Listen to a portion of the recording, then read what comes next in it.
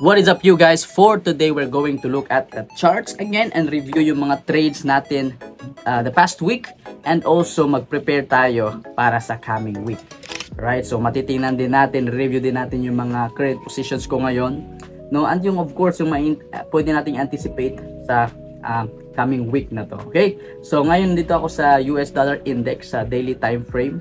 And if makikita natin, no, we can see here itong dollar index, no, since pumasok yung October, kita natin yung kaniyang bullish momentum ay tuloy-tuloy, no. I thought na magre-react yung price dito, but hindi, nagpatuloy siya pataas, no, kasi isang reason din diyan ay yung mga economic data ng US dollar ay sobrang ganda, no. So somehow favor sa kanila. So ano yung pwede nating i-expect or titingnan sa dollar index, no, sa week na ito? So ako personally, I am looking na itong resistance na to will hold, no, and itong US dollar index ay mag-pullback dito sa previous resistance, now turn into a support. So yan yung gusto kong makita, no, this week.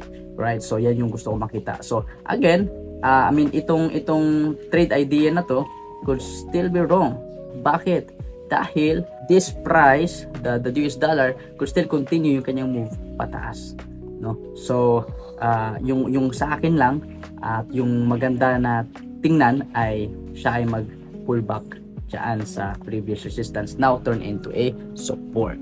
So next sa ating linya is GBP USD. So meron akong trade dito. Now sa previous short video ko, I explained lahat ng reason doon bakit ko tinake tong trade na to. Dahil ito, nakita natin this zone here was a resistance, naging support din siya, and then andito siya sa same zone na to, no. So ako anticipating personally this coming week, no, hindi ko pa rin to i-close tong trade na to na mag-pullback siya kahit sa level na to, even best case scenario sa level na yan.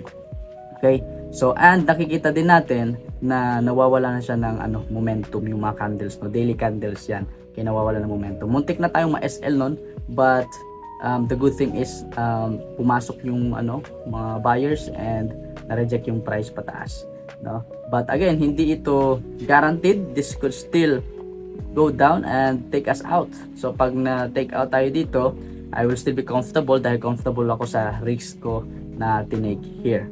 So yun yung pinaka-importante, that's why meron tayong stop loss. Okay, kasi hindi lahat ng trade ay sure. Okay, lahat naman ng trade talaga hindi sure. Now next ay GBP JPY.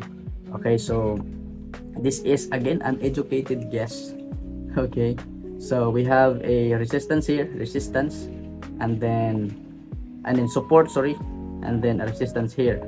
Okay, so last time yung price pagka break na dyan, I waited, no, nagpending order ako dyan doon sa 4-hour time frame. Hindi ko to na-share actually sa short, but yun, nakuha tayo, and then ngayon it's looking good. So parang nasa 1:1 na siya, wala pa pala yan.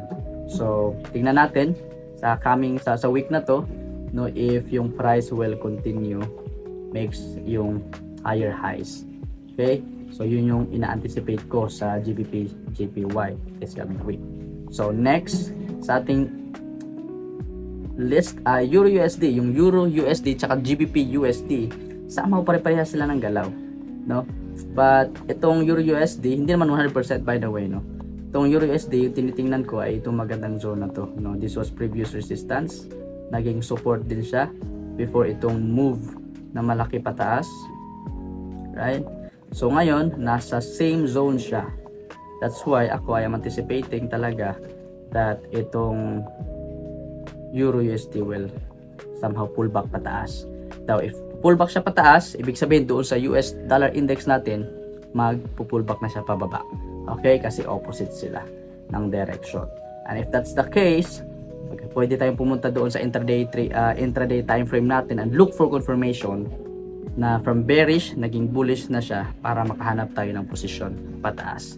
Okay? And with a very small risk pa rin. Alright.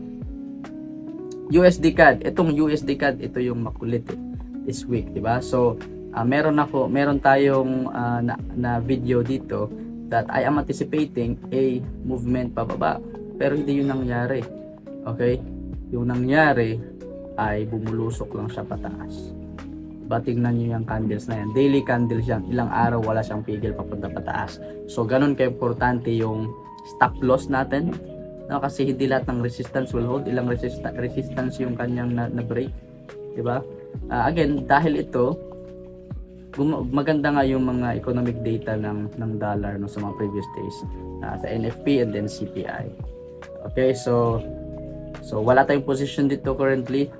So maybe yung pwede natin anticipate dito ay a pullback. Okay, kagaya ng kagaya ng ibang pair na ni-review natin kanina. So that's it for today, guys. So yung akin lang is, if you trade this coming week, make sure that the risk is very comfortable sa inyo.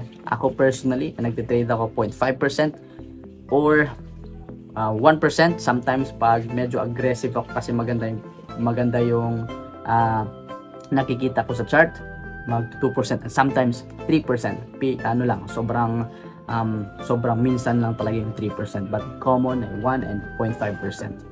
Okay, so trade safe, guys. By the way, if you want to learn how to trade for 30 minutes a day and be in a community of same-minded people, yung mga traders, you can just click the link below and see you there, no, and learn more about trading. So marami kaming ganito doon, no, inside our community. Well, that's it, guys, and thank you for watching. See you next time.